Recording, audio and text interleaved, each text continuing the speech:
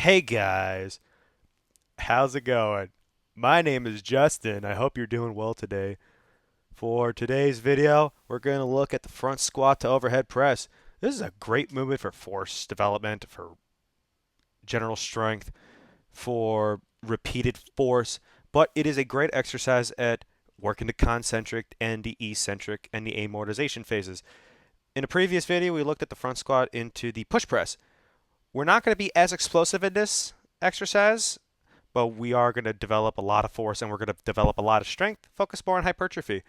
Overhead press is great for a multitude of exercises, for activating muscles of the upper body, incorporating heavier weight in future presses. Prepare athletes for Olympic lifts such as the clean and jerk, and the front squat is great for lower body strength, flexibility, and force output.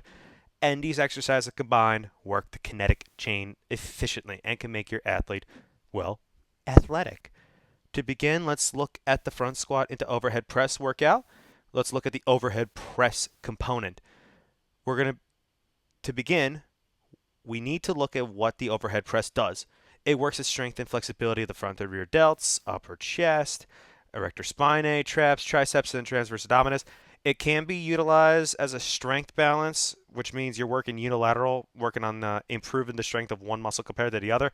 But primarily, it works in this instance. If done properly, it could work your general stability. It could work on explosive force and vertical power output for various lifts. And it works on pressing ability for lifts, central strength endurance, so how much force you could repeatedly give or create in a given exercise. And for all the bodybuilders out there, for all the strong men in the world, it's a fun exercise to just test your strength. Combined with the front squat, it works on the eccentric and concentric, so we're working on extension and flexion, focus on the hips and knees, and it utilizes the strength shortening cycle if done certain ways. When you're loading or you're dropping down, you're working the eccentric, and when you're bringing yourself up, you're working on the concentric. And it could utilize the SSC if, say, you're doing a more explosive movement, such as the front squat into push press, or switch it up a little bit, maybe with the overhead press, you do a strength shortening cycle overhead press or strength shortening cycle push press. And it also works on coordination. Combine these exercises together, it works a kinetic chain. It's working the upper body and lower body, how those two areas of the body combine to bring the weight up. And essentially, it's great for working all three areas, working your upper body, mobility and strength, working on stabilizing and strengthening the trunk, and working on mobility, flexibility, and power output for the legs. To begin, in order to do this exercise, you got to place that barbell on the front of your shoulders, grip or place the fingertips just outside of the shoulder. You want to drive those elbows up. Always drive those elbows up when you're doing a front squat.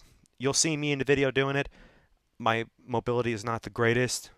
Still up in the air if I have a shoulder injury or not. Who knows? I know I have some issues in my left rotator cuff and some stiffness in my right. I'm not as flexible, so you could work with lightweight in order to work the flexibility and the mobility of your shoulders.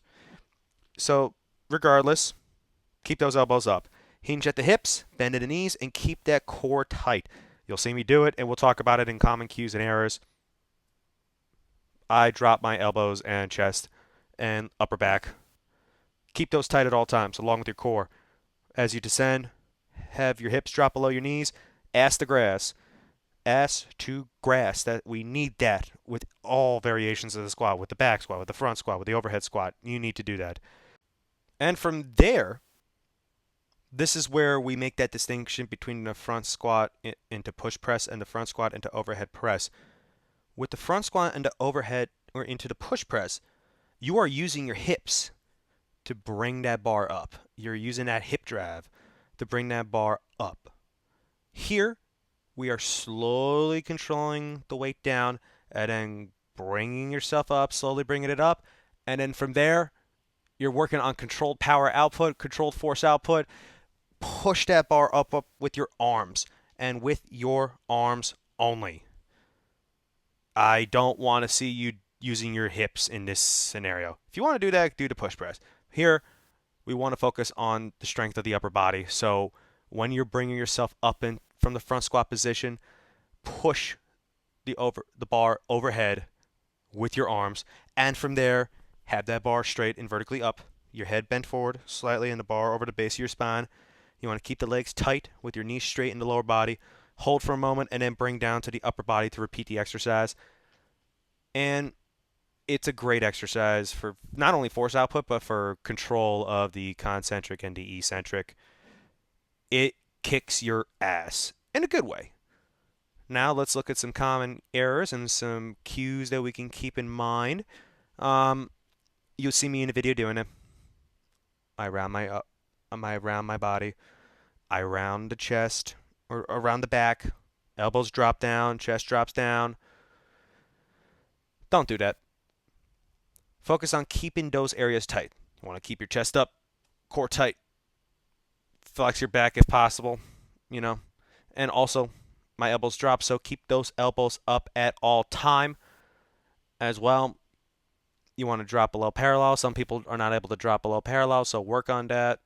On top of that, my knees bend or go in a little bit. At one point, you want to focus on, squeezing your glutes and having your feet firmly planted at the ground, have the toes slightly out and in a proper squat position, just so you do not have your knees cave in and risk an ACL or a knee injury.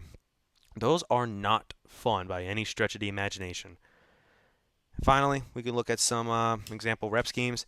This is a good kinetic chain exercise. As previously stated, is a very taxing exercise because you're slowing down and then slowly bringing it up, and then the force output at the top, the explosive force output at the top with just the pressing ability. So just the upper body is pressing that weight, not your legs. So you want to keep it around 2 to 3 sets, between 4 to 6 reps. That will help you keep form and tight. That will help you work some aspects of strength and hypertrophy. And, if you want to, you can go less reps for strength and more reps for hypertrophy, maybe 2 to 3 for strength, 6 to 8 for hypertrophy. But generally, because of how taxing this exercise can be and the demands that you want out of it, generally keep it around 4 to 6 reps for 2 to 3 sets.